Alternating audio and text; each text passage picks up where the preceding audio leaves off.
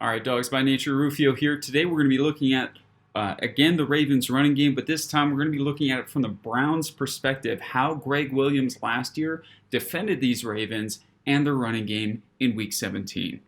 So the first play we have here is a little bit later in the game. Browns are down by 6 points. It's 2nd and 10 in the third quarter.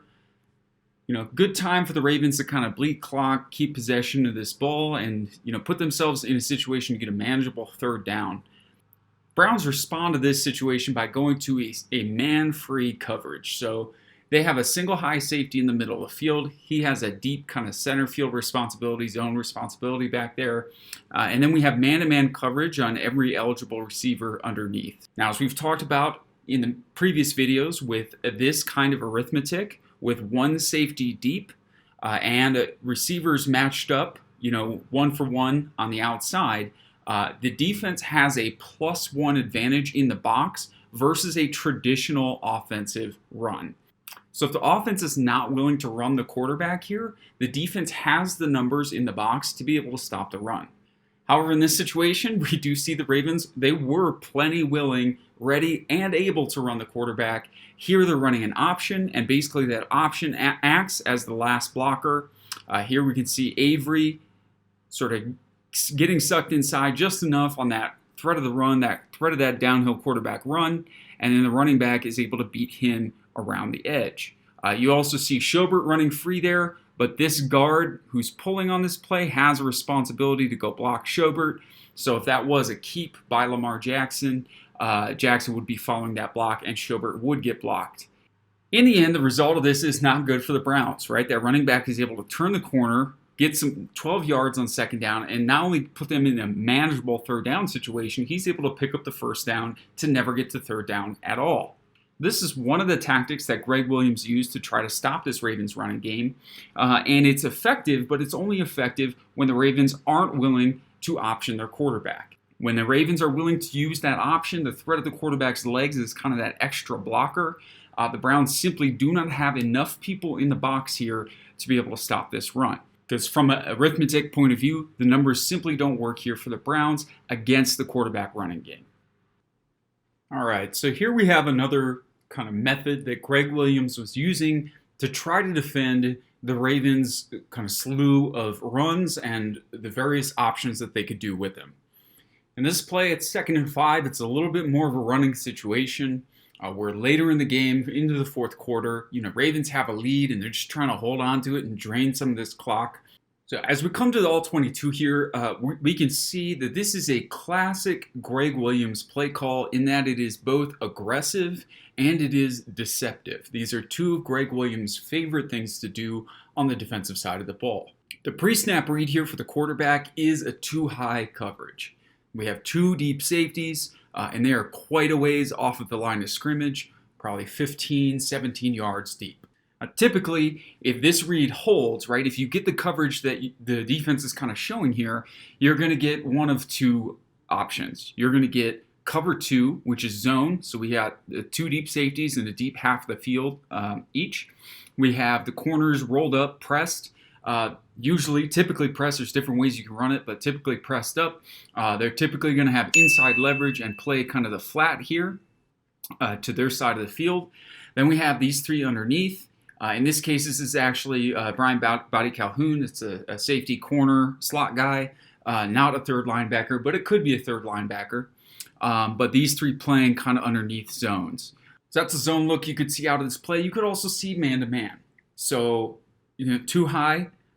Again, deep safeties having that deep half of the field. The difference being the underneath would be man-to-man coverage with the person they're lined up over. Now, if this pre-snap read were to hold true, this would be basically an invite to run for the Ravens. Lamar Jackson, while he has a good arm, is not at this point in his career, somebody that can kind of sit back there and just pick you apart with his arm, his precision over and over and over again. But on the other hand, even if the Ravens did not choose to option anyone with Jackson, if this look holds true, this is a -1 box for the Browns. The Ravens can essentially block everyone in this box, and the running back would be free to go, through his design gap or zone play, cutback, whatever.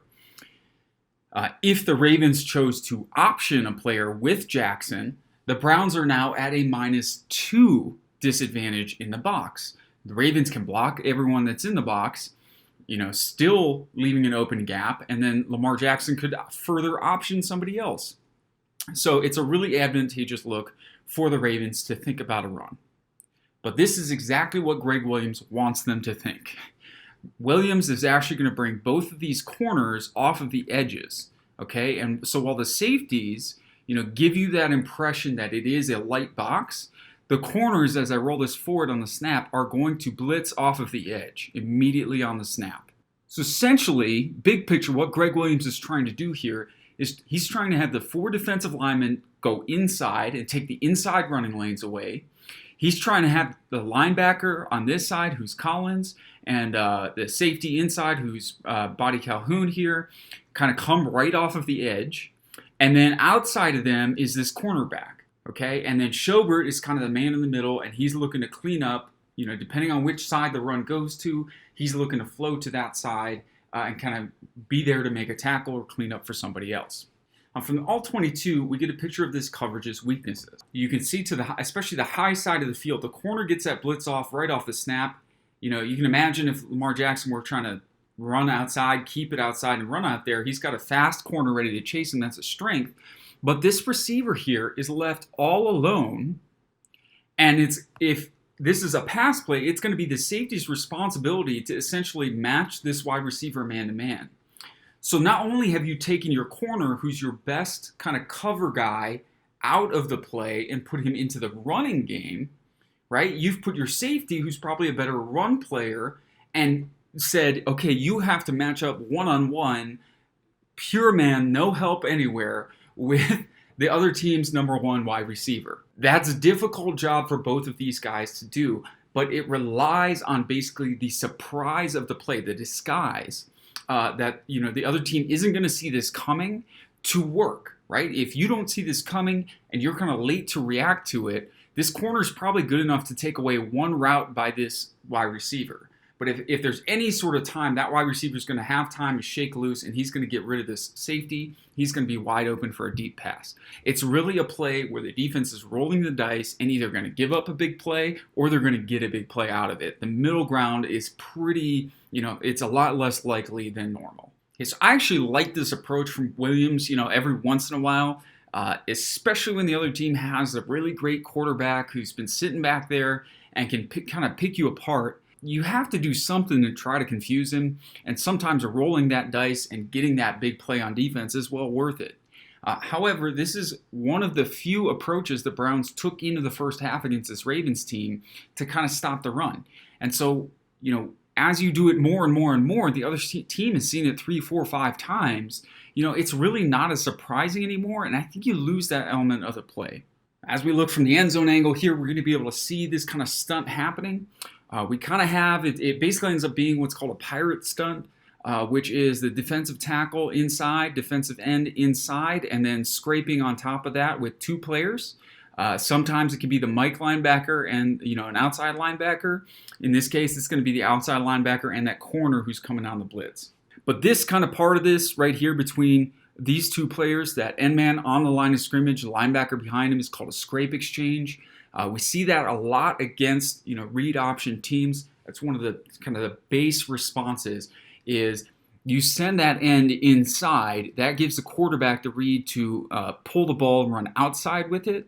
And then so that defensive end crashes inside, ball comes out, and this player here who's scraping over the top is right there kind of ready to make the play. I think one of the reasons Williams is kind of using this on both sides of the formation, you notice we're going to get it here as well. As I roll this forward, you see those linemen both stunting inside and then again 2 off of the edge on the other side is, offenses will sometimes mess with which side they're going to read. And I've shown kind of power versus that slice concept where they can read kind of both sides and the tight end doesn't really give it away. So if you're scraping basically off this left side and the offense is reading the right side, well, you're kind of screwed. However, on this play, you're going to see kind of where this fell apart in the game plan. Again, in my opinion, doing it so many times or relying on it to be a consistent kind of stopper for the defense was one issue. Another issue is that when you have all this kind of stunting and slanting and people exchanging gaps and running, the defense is running horizontally. It can be very easy for the offense just to pry open a little seam. One player takes one false step or moves too aggressively one way or the other, and the offense is gone. So as I roll this forward, we're going to see on that left side of the formation this pirate stunt inside. I think the defensive linemen do a good job here. We do have 91 here winning inside, being able to cross the face of that guard to effectively plug up that A gap. Garrett here gets actually kind of double blocked, so he's able to slow down 79 from getting up to the second level, and then also takes that pin block of the tight end inside as well. So he does a really good job there of keeping Schobert clean.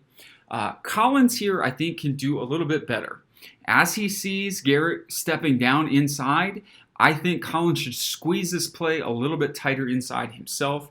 He knows that he has that corner coming outside of him. So if Lamar Jackson were to pull the ball here, he does have help on the outside.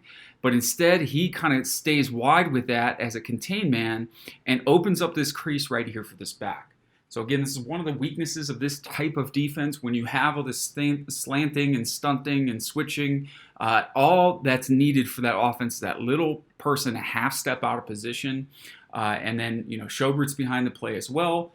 And the running back is getting 10 yards on 2nd and 5 and picking up a first down. All right, so on this play, we're going to see a similar tactic from the Browns. However, we're only going to see it from one side of the field.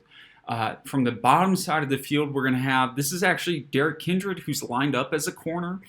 He's going to come off the edge, and we have the safety here who is actually TJ Carey, who's lined up as a safety over the top, kind of as the coverage guy.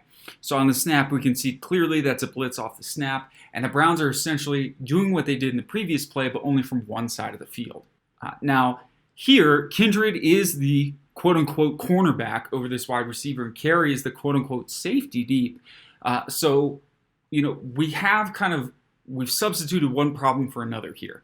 The problem that we've solved is that the Browns are now bringing the players against the run who are better against the run. But what this does is essentially trades that benefit for the disadvantage of, the Ravens see a safety all the way out here lined up on the number one receiver. They're going to know something is up.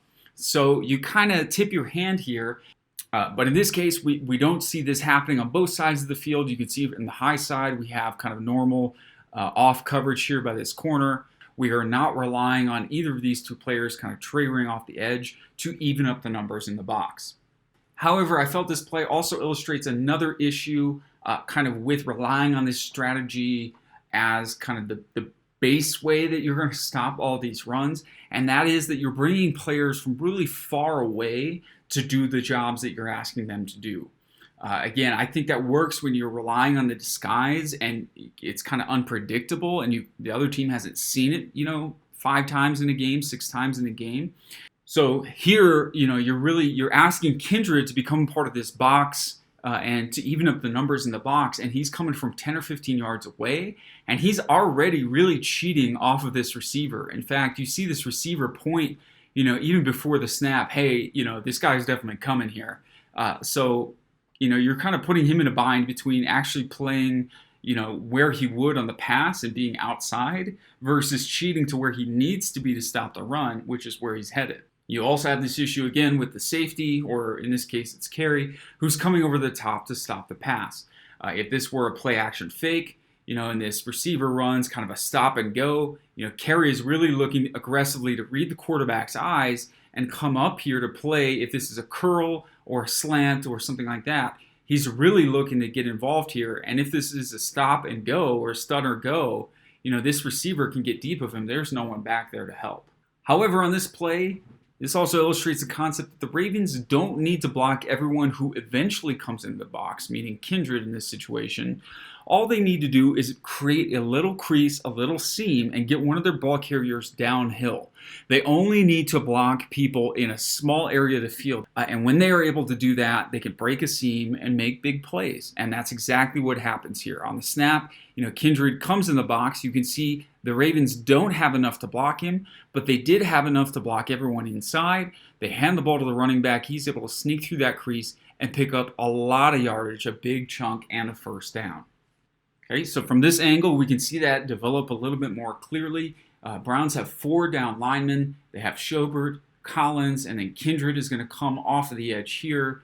But when you start from this kind of formation as a defense, and these linemen are, split out wider, that's inviting these little seams to create to happen inside. And if you're bringing that help from the outside, if your defenders can't kind of make this stunt and they can't get in position to bottle up the inside, the run is never going to bounce into the player that you have coming. So as we roll this forward, we can see that the Ravens have enough to block all these guys in the box. We have a block outside here from the tackle, the guard on Ogba. He's going to get help from the center initially. When Ogba disappears outside, the center can get up to get the Mike Schobert here. We have the backside guard kind of taking Ogunjobi where he wants to go on that inside slant there. This tackle is going to be able to block Collins one-on-one. And then we have that tight end coming from across the formation to come in here and block Avery. As we can see here, it's exactly what Slice Zone is designed to do. Pin that backside of that defense back. Here, the tight end lays a nice block on Avery, and then everyone else is getting them running to that play side and the back that creates a seam for the back. Now here, you can see at the last moment, Kindred is in the play, but he's too late because he's coming from so far away.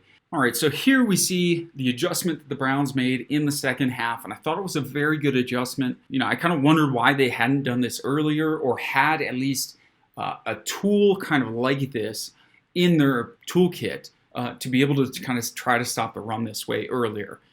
That adjustment is going to be, the Ravens were timing a lot of these plays off of this tight end motion, and so the Browns, you can see it as we move forward, Schobert kind of barks out a call to the defensive line, who then does their shift before the snap, okay? So what this does is really we can see how the defensive line is playing this. It gives it away to the offense a little bit earlier in terms of the defensive line is really going to just take away all those inside gaps. But it's more reliable, right? There's no longer that kind of pause and that time where Baltimore can create a seam inside and before the outside help can get there. The help is already, the inside is already plugged up. So here, the Browns get in position before the snap comes off, and we do have that double outside blitz happening. So you can see it coming off the right side here, but it's able to, the help is able to get there, right? When those plays can't hit downhill immediately, look at this mass of humanity in the inside, right? There's no movement there. And so the Browns are then able to bring effective help from the outside, still defending those kind of outside options. We see Armstrong here would be in position to tackle that ball carrier if the ball went outside. And then, we're ready to clean up. So this turned this into like a 3-yard gain instead of those big gashes that the Ravens were able to get earlier. And it kind of also simplifies it for everyone. You can see, we'll see it even better from all 22. So let's roll this forward. Everyone's got their job. Everyone's in position to do their job. And that's a much more consistent way to stop the run than relying on plays kind of surprising the offense to really make your impact. All right, everyone, that's it for this week. Thanks for tuning in. I'm Rufio. Make sure to visit dogsbynature.com for any of your Cleveland Browns news and analysis. I couldn't be more hyped for this season. It's really exciting to watch the Browns actually be, hopefully, knock on wood, a good team after what seems like countless years of disappointment and just embarrassment.